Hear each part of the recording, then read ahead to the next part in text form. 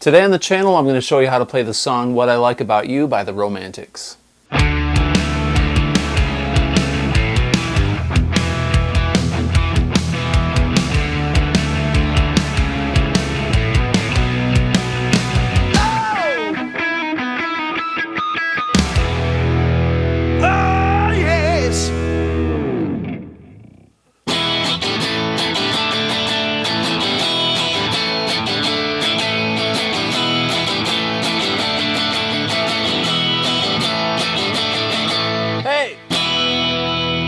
What I Like About You, man, the Romantics.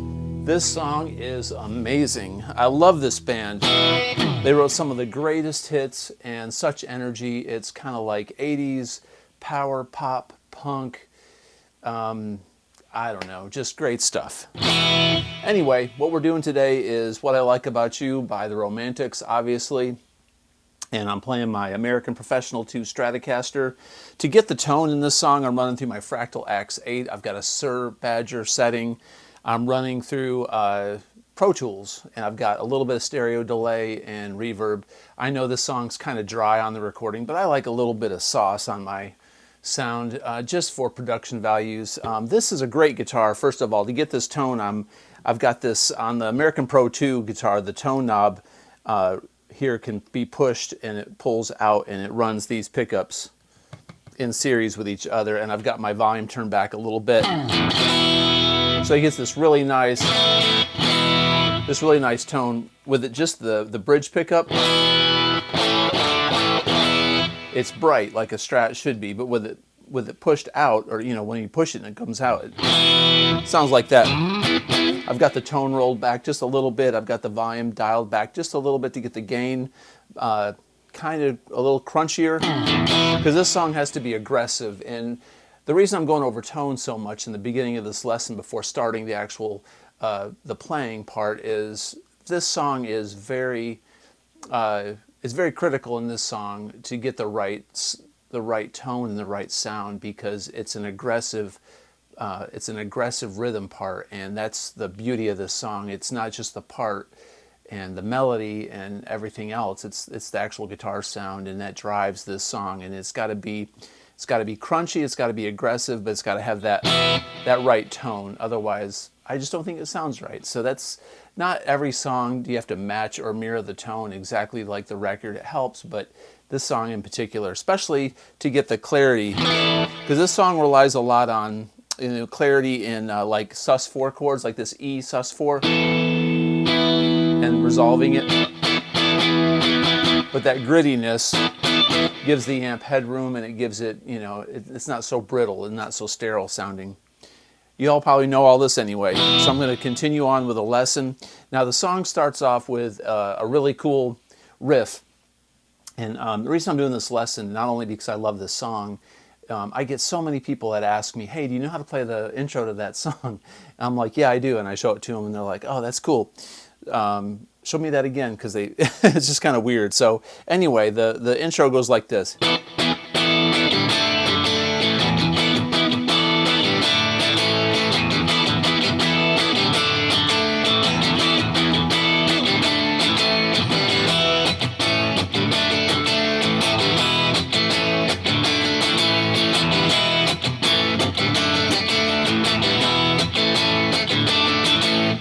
Okay, so let's break that down. We're going to do E sus4, then an E major. All right, so it goes E sus4, E major, E sus4. Nothing else, just those three chords. Real staccato, you got to punch it. And then go. I'm doing D to an A, so. Next time we're going to go open G, like these string go. So we're going to do the same riff, but I'm getting ahead of myself. So the first part goes, that D to A, when you come out of this, go, go, go. I'm lifting up my fingers between the D and the A. So it's 2 D chords, D5s really, to this A. I'm not playing the full D major. I'm playing, you know, root and 5th. And root and 5th on that A. So then this goes.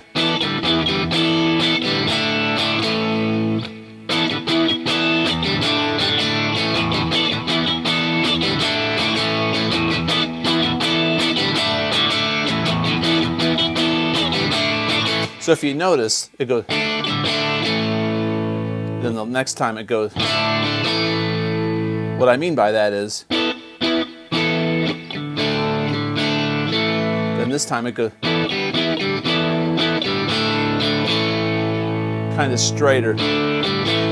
Then it gets continually more aggressive as that opening lick progresses. Then. So really what we're doing is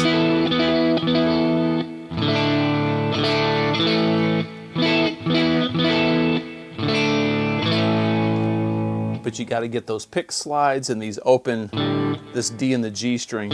It's like, sounds ugly, but it's, you know, guitar is really a percussive instrument. It's as much of a percussive instrument as it is a melodic instrument or a chordal instrument. That's why we do all this kind of stuff, because it's all part of playing.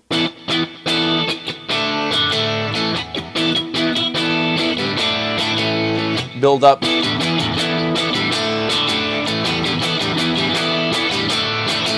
As you can see, it ramps up. So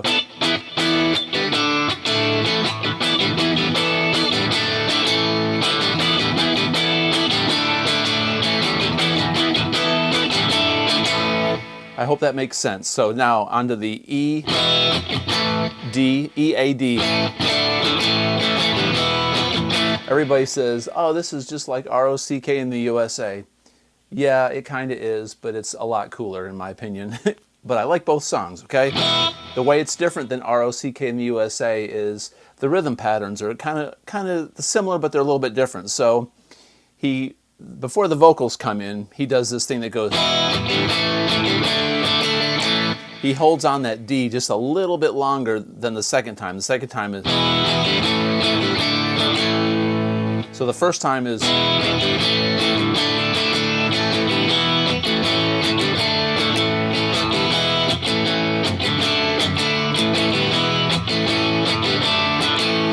All right, so once again, slowly.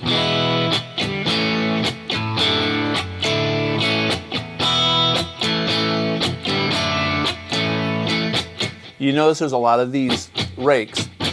This hand lies on the strings, and it's not really fretting anything, but it's holding the strings, so you can do this sound. So if you can't get that down, I would suggest going, or like Faith.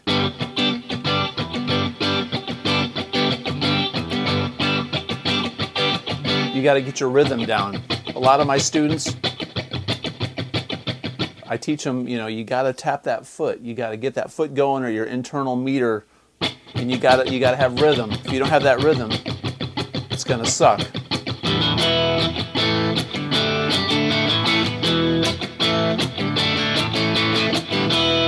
Play it slowly.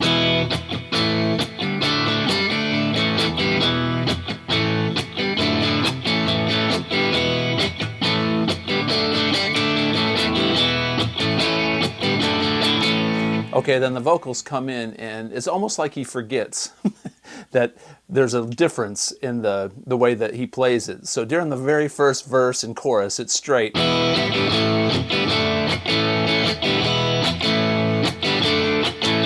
He kind of pushes those A and Ds.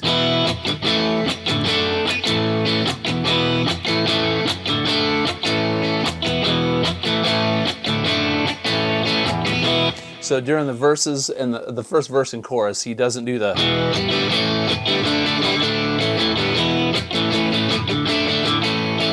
He does it in the second pre-chorus and chorus. He kind of reverts back to the way he does it in the intro, which that's fine. That's rock and roll. And it's cool because in so much of today's music, someone will play a rhythm part and the producer will copy it and just use that same part throughout the whole song. So there's really not any variation. These guys probably played this song straight through, and they got a good take finally, and they kept it. That rhythm part was probably all the way through one take, which, you know, would be easy to do if you're well rehearsed and know the song like the back of your hand. So that's what I miss about today's music, is a lot of it's so cut and paste, and everyone's got the same amp sounds. I'm not trying to complain. I'll get off this tangent.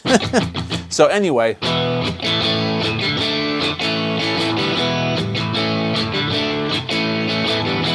that's the verse and that's the chorus. That's what I like about you. Keep me warm at night. The drummer sang the song, which I think is cool. That's why it sounds so different than some of their other tunes. I love his voice.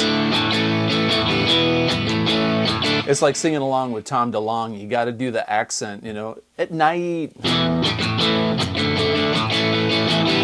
Yeah.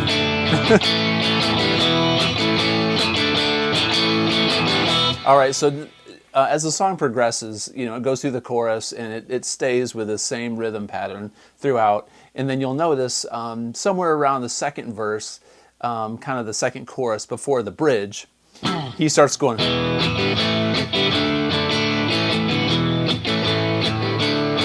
So the first pass, just like the intro.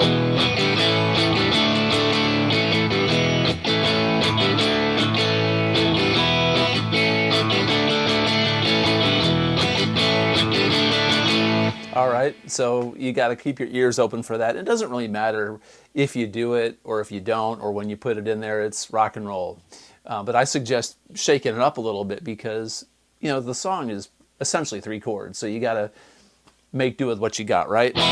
But there are actually a couple other chords here in this bridge part, what I'm going to talk about now. So at the end of the second chorus, I believe it's the second chorus, he goes.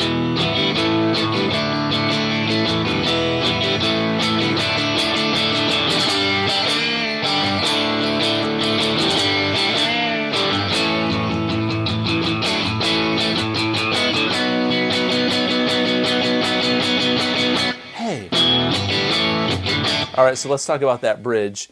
So he builds up on this D chord. He goes 1, 2, 3, 4, and then G to a D, back to a G, to an A.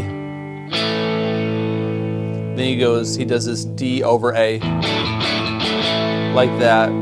And then he does this E over a B. 1,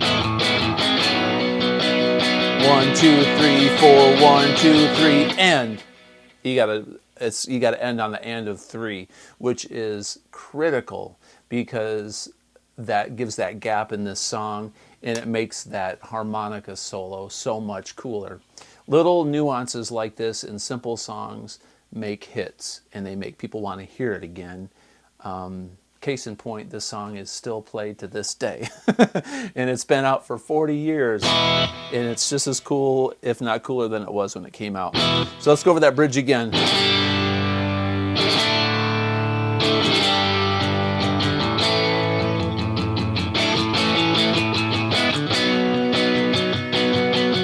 One, two, three, and. So the G chord, he's going to go. That little lick is, it's just like, it's like a country blues lick. Then, you're gonna go right into this D chord. So I recommend playing the G like this. And then this D, all you've got to do is move this middle finger down here, and this is where you go. It's kind of hard to bend that note. So you do that lick before you change to a D.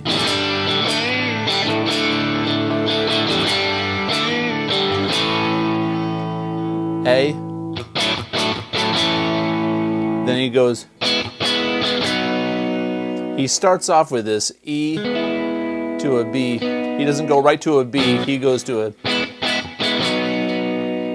1, 2, 3, 4, 1, 2, 3, and 1, 2, 3, and. So once again,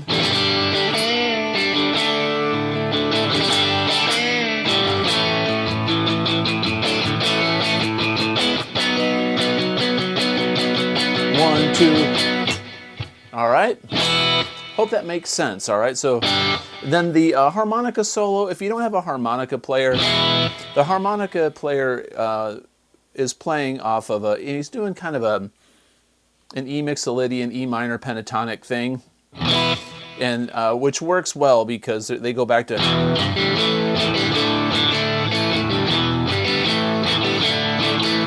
that, and he's playing a D. But so if you want to kind of replicate what the harmonica player is doing, if you go up here in the E minor pentatonic box shape, this shape, if you play this D, which is the 15th fret on the B, and you'd play a high E on the 12th fret on the E string, like, and then go down half a step to this C sharp. Maybe put a crybaby on it or a phaser.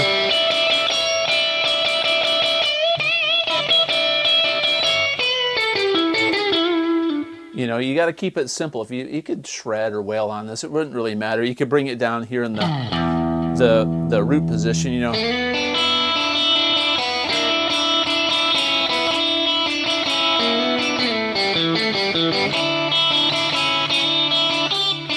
And play this G.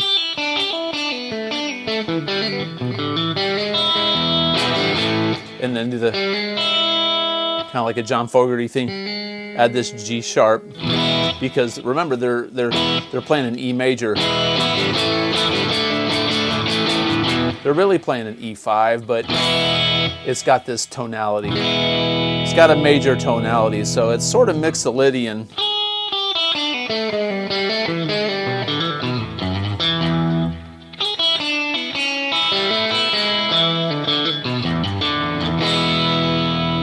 Most of all, play it with attitude, have fun with it, and, you know, just rock people's faces off. But that intro lick is critical. You got to play it right.